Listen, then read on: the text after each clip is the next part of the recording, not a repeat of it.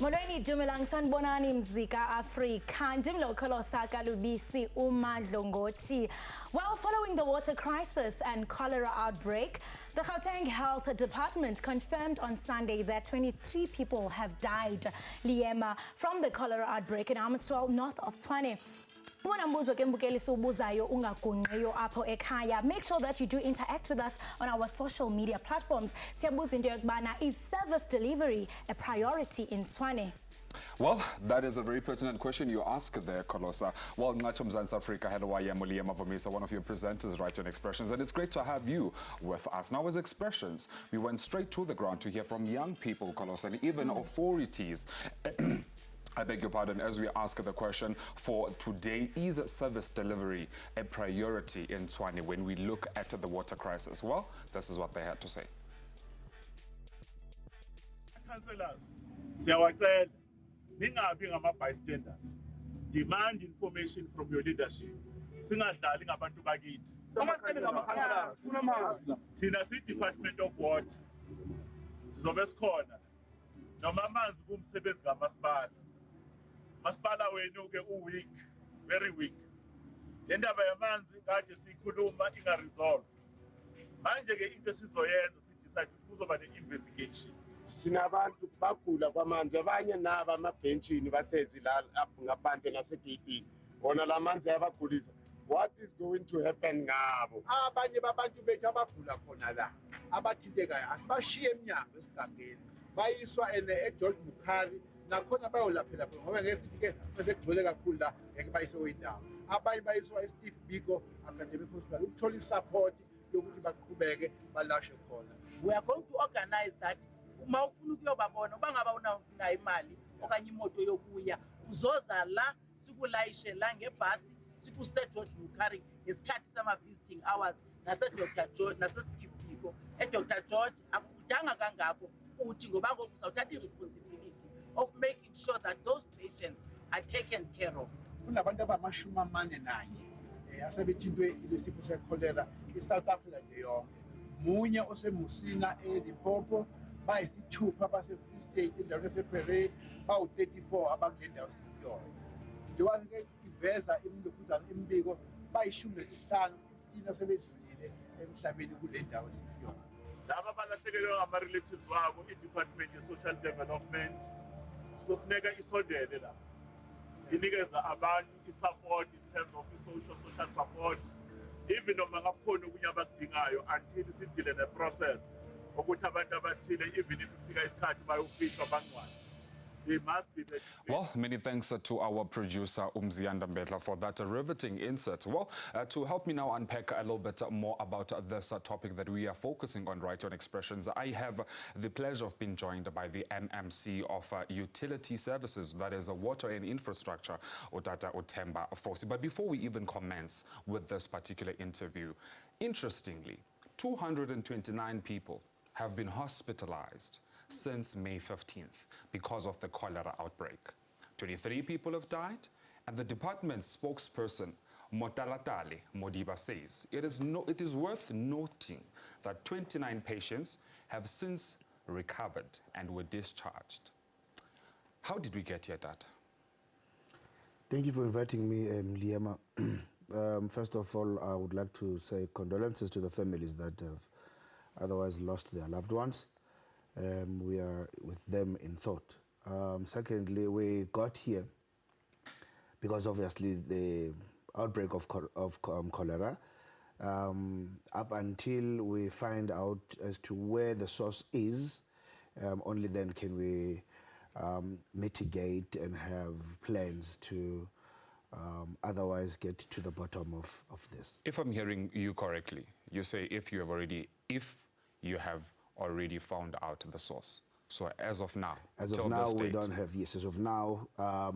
On the 30th, we would be able to have results because we've got reputable institutions amassed by the CSIR and the Department of Water and Sanitation, National Department, to make sure that we take all the sampling around the area, the swabbing. We have our own tests that we have done on the Temba water treatment plant, the Royal water treatment plant, wastewater treatment plant. And as a result, we also have perpetuated a message to residents to desist from drinking water from the Temba water treatment plant because, as we speak, it's not potable water. So the City of Tshwane has, to a great extent, deployed water tankers to mitigate the potable water non-availability from the Temba water treatment plant. The Temba water treatment plant. Now let's take it a little bit back here for a second, because I was watching inserts, on different media channels. There's a blame game happening here within the ANC and also the DA. Who should take responsibility for what we are faced with right now? Under normal circumstances, the person who's the current incumbent in the office should be able to a great extent, take responsibility. However, the issue of Royal is dating back since 2004, when it was suggested and an advice was sent to the team that we don't have capacity now at the Royal. And then when we came to power in 2016 as the Democratic Alliance, there were inroads where in 2019 a tender was taken out for the refurbishment of the Royal. Unfortunately, in 2020, we were, during COVID, again, we were put under administration illegally. So, and at that time, 292 million was wasted onto the Royal due to corruption. From which government? From our government. Okay. At that time, unfortunately, we were put under administration, so I cannot say it is our government or the AC government. Okay. But it was the province. So 60% of work was done, and then 40% still left in the lurch, but 292 million has been lost. Has been lost. You do agree to that? 100%. It has been lost. Now, do you attribute where we are at right now to poor, I mean, you alluded to corruption, but apart from corruption, do you also attribute it to poor maintenance and even oversight? Oh, most definitely. Most definitely. Because if we had heeded advice from 2004, it doesn't take 10, 15 years for government to action anything. I'm glad you know that. Yes, no, most definitely. By the time we came to power, this problem should have been sorted out a long time ago. So unfortunately... but it's not sorted. No, I concur with you. I concur with you fully. It's not sorted out.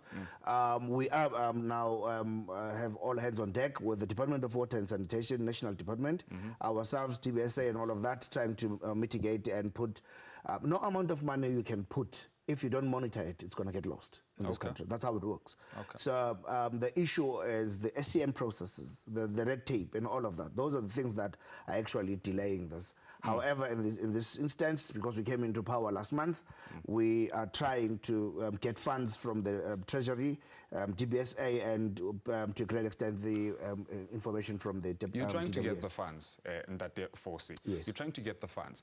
But what confidence should the residents have that those funds are going to be used effectively this time around, if you also attribute the fact that this was a problem of corruption? Now, what's the difference? No, now that the national government is involved, we've got two players now. We've got the City of Tshwane, we've got National Treasury, which now will be, this project will be led by the Minister Senzo Mkhulu from the Department of Water and Sanitation. So it's a multiple prong approach to get this sorted out once and for all and at all costs. We've seen those happening and play out the entire 25 years, we've seen those play out where there's a multi-departmental, collaboration, but still money is still being eaten.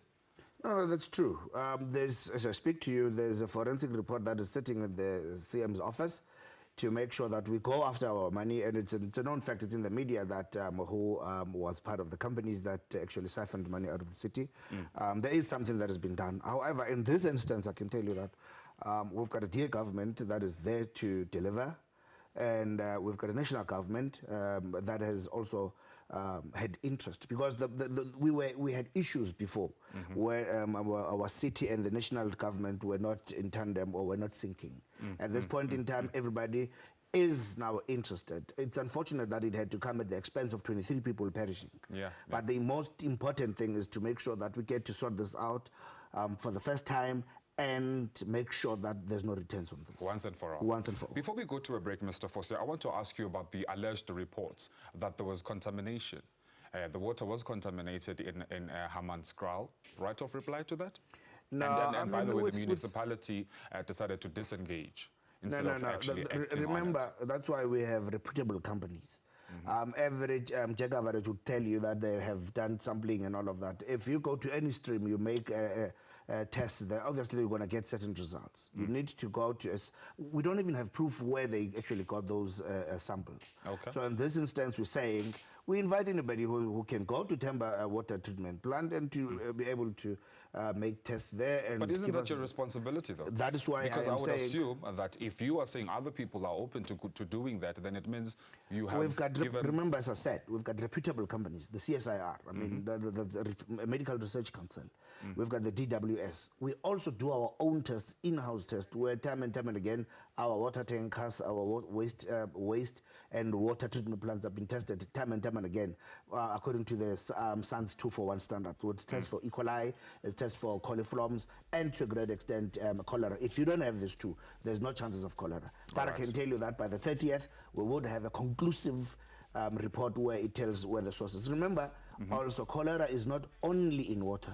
It can be transferred in any other way. In any other way. So 30th of which month? May? May. Okay, we will have a confident... We'll have a conclusive report and test of where the source is on this pandemic. All right. Okay, we have to take a quick commercial end break. Well, there you have it. He says by the 30th, we should have a concrete response as to what is happening. And really, people are dying. But let's take an end break. We'll be right back.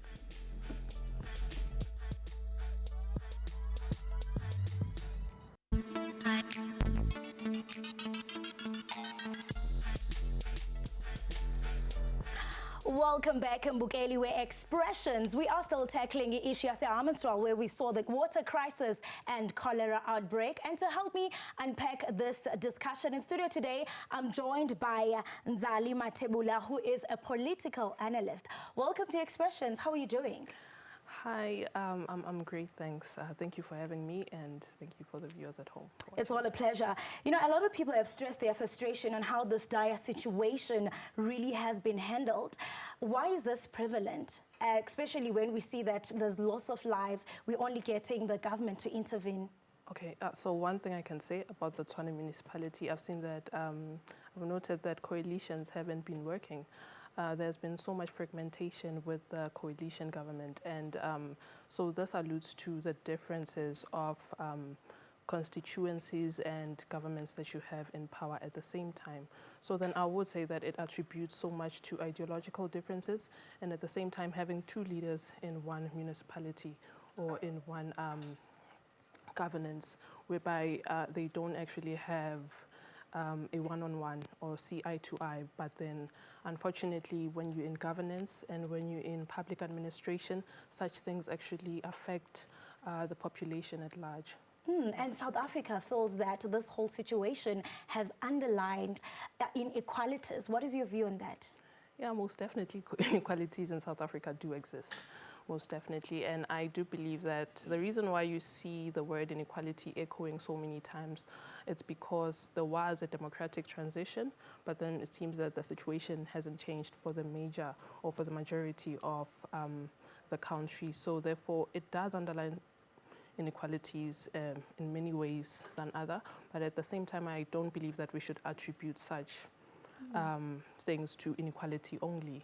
It has so much to do with governance, and we can't always attribute it to the past injustices of apartheid, because by next year we win 30 years in democracy, but then, yeah, it seems that transition is actually taking time to come forth for the majority of South Africans. And we are in 30 years of democracy, and there's this blame game that is happening. Do you feel that this is maybe politically motivated? One thing about politics, it's at the basis of everything in the country. So then whatever we might say, but then there is political decision that's taking place at the end of the day. But then if you have political instability, like what you find in the Tshwane municipality, whereby you have the ANC and the DA not seeing eye to eye, such instabilities actually crumble on, and then you have the population falling through those cracks. So then if you don't have a government that is in sync, that agrees with each other, such things are bound to happen. But then at the same time, I would say that in terms of politics, yeah, it is politically motivated, because I don't believe we would experience the same thing in Cape Town, where the DA is also in control. But at the same time, we can't blame the current governance, because the impact of the current governance or the current political parties only felt years after. So yeah, I do believe that it is a confluence of many, many things. But I would like to advise that maybe we should just veer away from the top-down bureaucracies in terms of what do you call this, in terms of service delivery, but rather you should have the community actually taking part in the services that are delivered to them. So a bottom-up approach would work, because they would care about such. And with that said, I mean, we can all agree that this cholera outbreak has really ignited anger towards service delivery. Do you feel that service delivery is a priority in Tshwane? Most definitely, everywhere in the country it is, because these are basic needs. Okay, that's one thing we should remember. These are basic needs. It means that by virtue of being human, you should have these needs rendered to you, whether according to our constitution, whether you do have the money or not. So then most definitely it should spark anger, because lives were lost and water is a basic service. I do believe that the people who are solving this challenge are not experiencing the problem itself. Therefore, most definitely it should spark anger. And I mean, we cannot leave alone, you know, the students that are suffering in schools with the water outbreak. And we are heading to the 2024 elections. I mean, such drastic moves, do you think they will inspire young people to vote? And what about, I mean, the learners that are suffering with this water outbreak?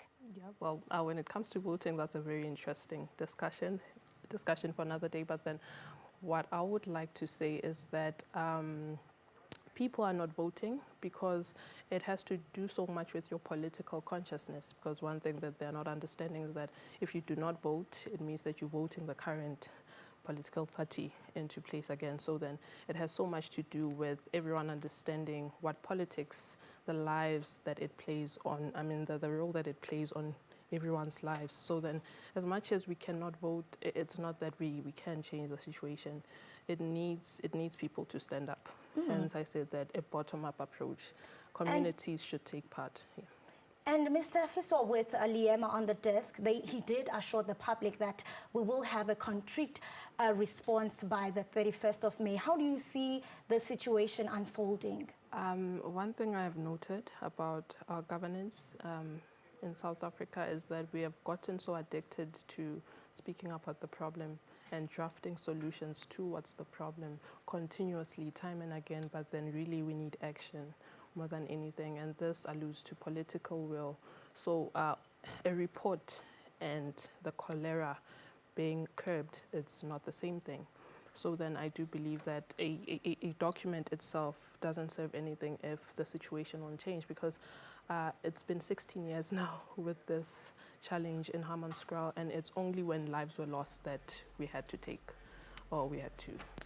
actually. Nzali, we can go on and on. Thank you so much for your time. Right to Mugeliwe Expressions, that was Nzali Matebula, a political analyst. Make sure that you do interact with us on our social media. What do you have to say about this conversation? We'll be right back after this.